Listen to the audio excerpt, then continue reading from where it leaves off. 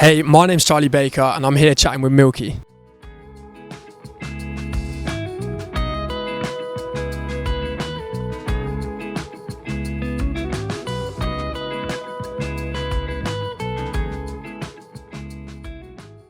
So I actually started playing drums first, quickly realised that the drummer would be at the back of the stage. So started learning guitar, done a bit of songwriting, and yeah, just wanted to start songwriting a bit more. I went to a music college, ended up dropping out because, I don't know, the way they were like teaching music wasn't really allowing me to like express myself and all of that. So ended up going to normal uni and then started posting videos on TikTok, which sounds like everyone's career path at the moment. A manager found me and then started releasing music from there. And since there, it's been amazing. I tried to find my sound, found my audience. And yeah, I'm really in this like indie pop niche at the moment, which I absolutely love. I think TikTok is one of the most important things at the moment, and I'd say that's the main driver in where I've grown a fan base. With doing TikTok lives, pushing TikToks out there, it's the quickest and free way to find new audience and new people. So I think it's one of the most beneficial things. And there's people out there who don't want to do it, and I'm like, you're literally missing a lottery ticket. Do you know what I mean? It's so easy to post and do that. So I think be consistent. So Yellow Room is about last summer. I was in London and I was seeing this girl, and it was like, you know, when you first start seeing someone and there's that excitement, there's so much passion and like burning love around it. And we were basically, you know, like skipping our responsibilities, staying in bed all day, laying on the roof in the sun, and it felt like one of those like dreams, you know. And she had this like cream room. It was like creamy yellow room, and the idea sort of came to me because I had a photo of me on the windowsill that she took of me like laying in the sun, like smoking a cigarette. And I went into the studio and was like, I want to write a song with that photo in mind as the inspiration, and that's like what happened. And I'd actually just come back from Australia, where we'd spent like all the Christmas together in Australia, but it was obviously their summer. And yeah, I loved Ocean Alley, and I really like fell in love with some of those songs like Confidence. So it's heavily influenced on that, as you can tell by like the guitar riff and stuff. So yeah, there was a lot of Aussie indie inspirations for that song. The one that resonates with people the most is like Pretend We're in Love. When you first start seeing someone, you know, you're literally acting like you're in a relationship, you've known them a few weeks, and you've got that sort of like love and desire, and like, yeah, that whole concept of like, let's pretend like we're going out. And I find that stage so exciting and fun. And sometimes that stage doesn't last forever, obviously, but I think that's what the song embodies, and it's that sort of carefree feeling. I think it's taken a while. Like, a lot of artists will say like, it takes a couple of years to find your sound, but it really does. I started off as like a pop R&B artist, and I'm still, you know, generically pop, but I think my love for like guitars, and I've just fell into this like alternative R&B indie sound. And I generally think like when I went to Australia, like had a lot to do with it. Like I loved those bands and I love live music, so I wanted to like have something that was more soulful and had those like indie tones to it, that more band tone, but like on my own, you know. I found out when I was singing more like slower paced, chilled songs, I call my playlist like Sunday Drive, and like when I promote on TikTok, like that's how I promote my music. It's like a Sunday Drive, like they're my favourite type of songs. So, you know, I'm all about feel good music, and like I don't really write breakup songs, I don't write sad songs. I want happy, sunny, feel good music. So that's like what I'm like, so yeah. Some of them I'll go in with an idea, but like, I really want to write about this today, like this has happened to me, I really want to write about this. Whereas sometimes it will just be, you know, we've like some reference tracks and we like the sound of the music, we create the instrumental, and then words just like come out sometimes, you know what I mean? The words just like spill out. So it's different for each one, but like Yellow Room, that was a complete different one because I literally showed my producer a picture. I was like, let's create a song surrounding that photo. Like we had reference tracks, but the photo was the main driver for the song.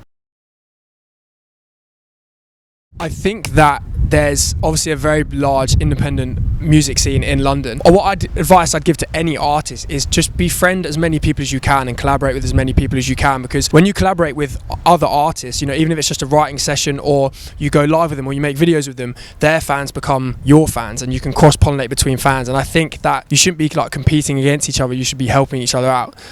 So I've got loads of friends in the industry and it's always been beneficial to me. And I think in terms of sound, I think that I take a lot of inspiration from like American, Australian artists. So I think in terms of sound, I'm trying to do something that's not this like UK indie sound. I like the Australian and the American sort of like indie sound, a bit of like country, a bit of, you know, I'm trying all these different things, but I think, yeah, taking on sounds from other places. So I perform live, and I'm trying to do so many more shows. I'm trying to get on bigger supports, and that's the sort of the main mission for the rest of the year and next year, is trying to get more festival slots, more support shows, because I've now got a full band and I love playing all the music I've done live. So that's one of the best things to do, is play live. Any artist will say that. So trying to get as many shows as possible. I get a lot of like Americans, Australians being like, come over here and do a tour. Like that is the ultimate dream, is to like do tours around the world. So I think it's incredibly important. I think that's what every artist is trying to crack, and I'd say it's one of the hardest things to crack, getting on these bigger shows and filling a room with people who want to hear you. Like on TikTok, it's easy to get loads of fans and get loads of monthly listeners. Not easy, but easier. Whereas trying to get all of those fans, they say, oh yeah, I'll come to a show, but to try and fill a room with 200 people, 300 people is probably the biggest challenge. But I think that's when you know that you're on the road to real success, when you can start filling a room with people who like pay money to see you. But I think in terms of fan engagement, like that's the most important thing, because you can meet them and speak to them. Like I've got a group chat with loads of the fans in. There's like 100 of them in there, but it's not the same as like meeting them in person and giving them merch and giving them extra things and giving them a great show. The next 12 months is release as much music as possible, to give people much music as possible, and also have the more music they release, the more chance you are getting one of the songs go big and being heard. We're in the talks with a few labels, so hopefully that we can get signed and have some more backing behind us to push to the next levels. I think in where the music industry's at the moment, I think that you'd have to take the right deal, and I don't think that you necessarily need one, especially if you can build a good audience. But I think that it does definitely help in certain areas. But we're taking it as it comes, and I'm just trying to build as much leverage as possible and enjoy the process, and release as much music and give the fans more music,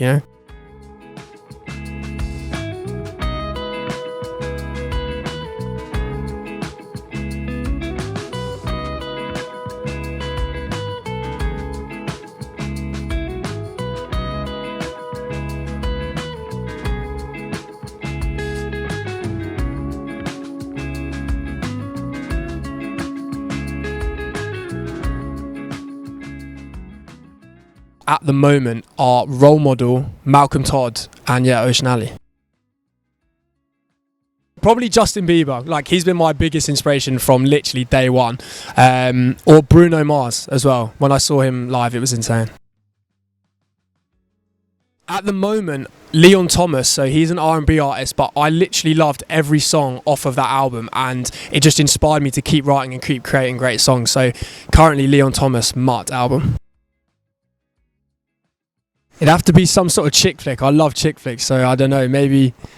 Oh God, it's a tough one, I love Grease. That's one of my favourite films ever, so if I could rewrite the stuff for Grease, but there's obviously bangers on there, so probably that one. Hannah Montana. All I can remember is me singing Billie Jean when I was younger. Like, still one of my favourite songs, Billie Jean, Michael Jackson. It was actually The Vamps, which is a UK band. I don't know if you know them, but my girlfriend when I was 14 took me there, so The Vamps. I absolutely loved the 1975 when I saw them at Latitude, and I would also say completely off, but I saw Fatboy Slim, who is a DJ, and that was one of the best music sets I've ever seen as well.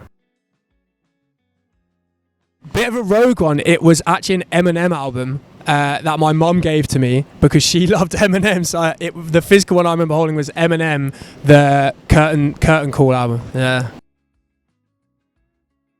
Backstreet Boy, I'm gonna have to say. It's Super Bowl, in LA probably. Super Bowl in LA would be unreal. Amy Winehouse, Back in Black.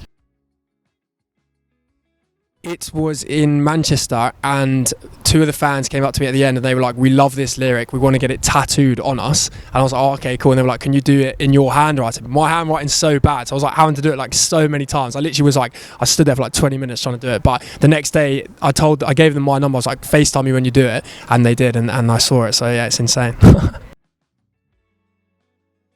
It'd have to be Malcolm Todd. I think he's insane at the moment, so I really love his stuff. So shout out Malcolm Todd. Some of the female artists at the moment, like Caesar, I think are just insane. But I think Post Malone does so many different styles. I think one of them who does a lot of different styles. I think Harry Styles is absolutely insane as well. So I think, but then you know, you could say Justin Bieber. Every time he brings out an album, people want to follow that sound. So everyone loves Dijon now because of Justin Bieber. So keep working as hard as you do, get rid of some of those distractions, and keep writing music.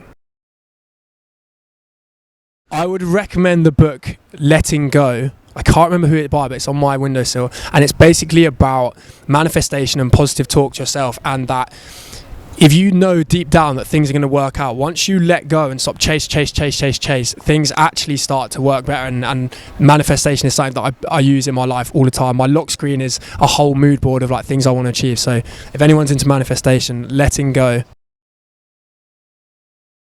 End of This Road. Get in the mood. End of This Road by Boyz II Men. I think it was definitely when I started learning guitar when I was like 12, and I went to see Bruno Mars play live, and I just came home from it. It sounds so cliche, like, oh, I saw him live and it changed my life, but it fully did, and I was like, I need to do that. And I got on stage in a talent show and like never felt anything since. So yeah.